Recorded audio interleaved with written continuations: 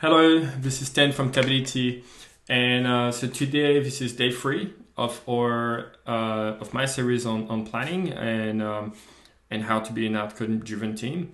And today I'm gonna show you how you can take the one-year plan we made before in the previous video and turn that into our first set of quarterly OKRs. Okay, so let me start the keynote and I'll jump right in. So this is a plan that we had at the end of the last video. It's what I call the PFM, and it has the purpose, focus areas, and measures that a company has designed for the next 12 months. And so the idea of this plan is to really help people understand at the end of the year, what should the company look like and what do we need to focus on during the next 12 months. And so in terms of focus areas, as a quick reminder, so the company that we're talking about, they do NPS as a service, they're a small startup. And their purpose is to help every other company to excel at product, thanks to all the feedback that they can give them. And they have three focus areas for the first year.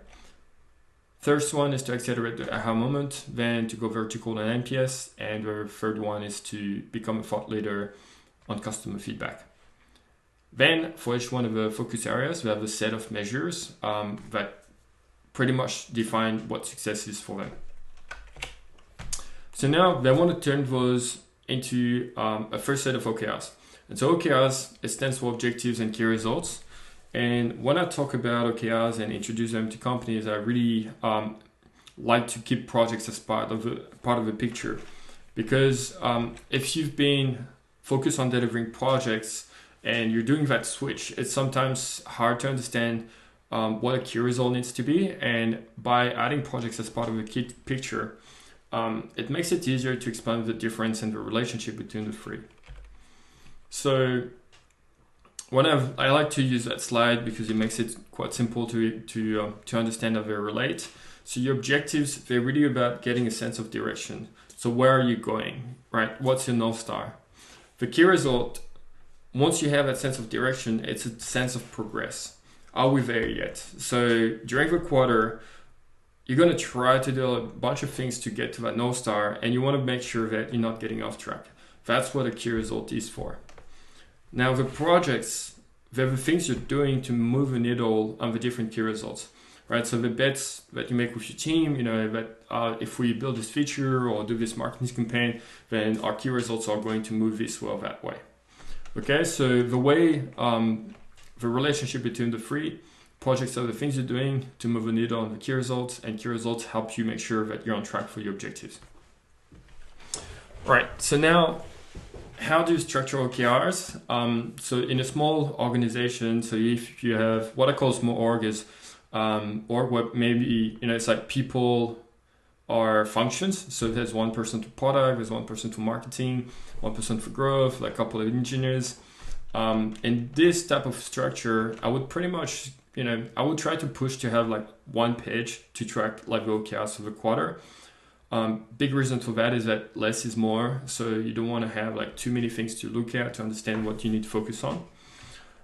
And if you do have a larger company, and so you do your Q1 OKRs, and then when the quarter ends, you'll do another page, so Q2 OKRs for that company. In a larger company, where each product, each team, each function has many people in it, you'd have that one-year plan, and you're going to derive that plan into like a set of OKRs for the product team for Q1, same for the marketing team, and all the different teams will have their own set of OKRs. And then when the next quarter starts, you'll just do the same again. You'll look at the one-year plan, you look at your progress on Q1, and then you'll design a new set of OKRs for Q2. Okay. Important thing, really try if you're getting started with OKRs, and even if you've been using it for a while, like I think it's not a good thing to mix the business plan, right? Your company strategy and the business OKRs with the personal ones. At the end of the day, it's a convenient way to write your goals. So if you want to do that for yourself, do it. but really try to keep them separate from what is the actual strategy that the team needs to execute on. Now, let's go into turning that one-year plan, so the PFM, into OKRs. It's going to be quite easy. Sorry, I'm just going to drink my tea. So it's going to be thanks to all the work we've done before, right? So we looked at what the company needs to be in 10 years. Then we looked at what the company needs to be in 3 years, 1 year. Then we took those KPIs and we had some thinking around, how can we get to those KPIs? What do we need to focus on? Thanks to all that work, it actually makes it quite easy to decide what the first set of what the OKRs are going to be. And you can simply take your focus areas and just, to simplify things, just say, okay, our focus areas are going to become our objectives. And then take the measures and look at them to understand what kind of key result you need to have for Q1, Q2, Q3, etc. But focus on 1 quarter at a time, right? So we're going to take that 1-year plan and then design Q1. So I'm going to start with what we do in a small team. And this is what Tablet is today. And so this is what it looks like for us. So we have that 1-year plan, so the PFM. And so in here, you can see the different focus areas and the measures that are underneath. So the first thing I'll do, I'll just rename that to my Q1 Company OKRs. And I'm going to change those focus areas to objectives. So far, I don't have to do much. I just pretty much replace words in that page.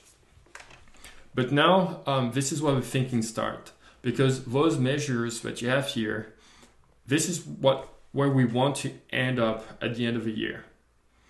And now I'll need to think about where I am in Q1 and what can I do as a company, what can we do as a company to make progress on that in Q1. And so I'm now going to do that, fake thinking that the company has done. So we take that company called Ask a Wolf, and so they discuss, they get into that meeting, then they look at that objective, and what they realize for that first objective, here the measures are to make sure that when people sign up to the product, they want to make sure that they can get a sample survey. So they can, because they're a survey company, so even if they haven't connected everything to their own application, they should be able to see what the end product would look like. And so while they discuss, they realized, well, we don't have that sample survey engine, so we need to build it. So their Q1 OKR is going to relate to this thing, which is not going to be the time to first survey, not going to be how many signups do they get, but just focus on that, getting a sample survey response. So we need to build that engine first. So this is what I just did here. So I added that, and a key result of that. And the key result is actually not to build the thing, because building the thing that's a project. That's one of the things. Building the engine is one of the thing you need to do to get that result. But this gets to a larger point. So the way, when you write your key results, make sure you write something that pushes you to have, it will push the team to make sure that it's in the hands of customers. So by saying 50 sample surveys have been sent in the first day of signing up, what I'm trying to do here is to make sure that we not only think about building the sample survey engine, but we also think about promoting it to our existing user base and make sure that people have used it, and that at the end of the quarter, it's not the done is not like, hey, people can start using it, but no, the done is like people have used it. So we know that we can accelerate the aha moment and people can now see sample surveys. So really, key results should be about outcomes and customer impact. So now our first objective and first key result is done. Now I'm going to look at the going vertical on NPS. So when I look at the measures for the year here, so what we want to do here, 50% of new leads keep using the product after a month. So probably increase retention. We also want to support multiple mediums and have increase the amount of feedback that we get every week. And so same thing, the team thinks about what's step one for us this year. like what's the step one in Q1. And so for them, they want to support email. They don't do that yet. And they really want to work on increasing that feedback frequency. And so one thing they can do, so they decide to turn to have these key results for Q1. And so the first one is to start by gradually increasing that retention. So they had 10%. And this is one of the things as well, like when you write your key result, you really want to say where you're starting from. So just say like, hey, we want the retention to be at 30%. Well, if you started at 5%, it's a big gap to fill. So for them, it's like, we want to move from 10% to 25%, which can be already like a pretty naughty thing to do. We also want to have same thing, right? So we want to support email, but rather than say we have built support for email, they're going to track how many people have been using the email surveys. And that's the same thing as before. We want to focus on the impact at the end of the day. We want to push the team to think not only about building the feature, but about making sure that it's in the hands of people and customers are using it. Third one, triple feedback frequency. So it's about, rather than focusing on the overall, here before we had like 4,000 pieces of feedback per week, we're gonna bring it even, like we're gonna go at a lower level and look at how many surveys per month are being sent by customers, right? So they're not going to focus overall on things, they're going to focus on a per customer basis. How can we help them to get more pieces of feedback from users? And that's something, like there's many things to discuss here, but that is to let the team figure it out. Third one, now objective, become a thought leader on customer feedback. So same thing, step one, they don't have a blog, they want to start blogging, and they want to increase the weekly leads thanks to that thought leadership. And so this is what they come up with. Getting same thing, we're not going to talk about a project here. So setting up a blog, etc., like that's not what we want. What we want is we want those pieces of content to be written.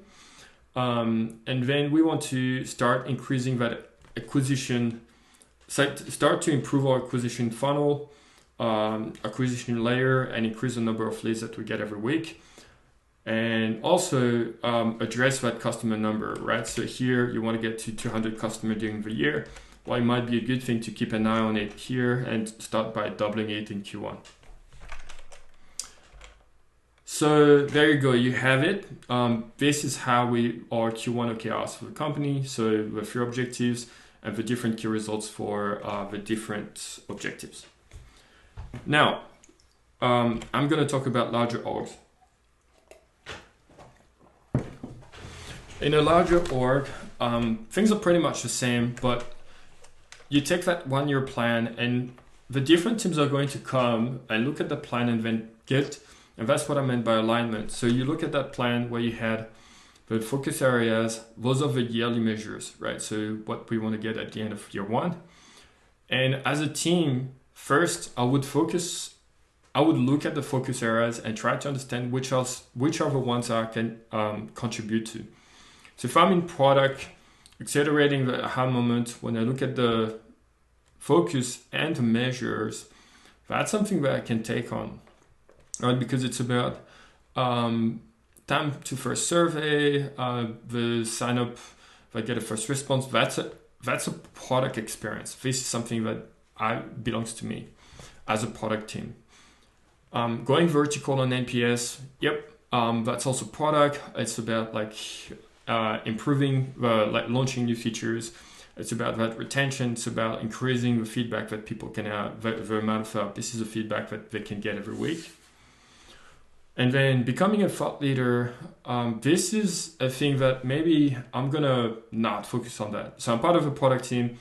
This one, it looks like, if I stretch myself, maybe I can help, the other teams to do something, but that's not going to be my primary focus. And now, if I'm part of a marketing team, I'm going to look at those things and think, in the same way. It's like accelerating the aha moment. Well, that's about the in-product experience. Of course, I can bring people to the website and I can help the company getting more signups. But once they sign up, like this experience doesn't belong to me as a marketing team. So I'm not going to touch this one. I'm not going to focus on that first accelerating aha moment focus areas. But going vertical on NPS, I can probably do things here to make sure that people know about these new products, to perhaps help people understand how they can get more value out of a product and set things up in a way that help them getting more feedback every week. Then the last one about becoming a thought leader, that definitely sounds like something that I can help with. So now, once all the teams have looked at that 1 year plan, they can go and build their own plan. And so the Q1, the product team, they're going to take those two objectives, so accelerate aha moment, going vertical on NPS. I'm not going to go into the details of that, but basically what they did is like they figured out, what key results make sense for them with regards to those different objectives. And same for the marketing team. So the marketing team, one objective for going vertical on NPS, another one for thought leadership. It's okay for teams. Like I haven't talked about it here, but it's okay to have objectives that don't relate to a 1 year plan. So you could have an engineering team that says, hey, you know what? Performance is super important for us. We want to have an objective on performance. It's not captured here, but we know that it's critical, and that's fine. But what you need to make sure, first of all, is that all the things that are covered in the focus areas on that 1 year plan, you need to make sure that it's addressed by the different teams. And so focus on that first, and then you can look at the extra objectives and extra key results that people have that don't relate to that to the main North Star that the company has. That's it. That's what I have for today. As usual, you have my email here, you have my Twitter, and don't forget, you can check our website to check our product.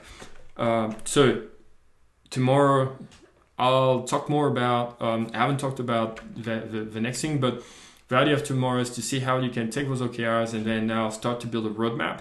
And I'll show exactly, how we run the roadmap at Ability, and it's something that is quite flexible with a now next later type of roadmap as opposed to having timelines. That's it. Thank you.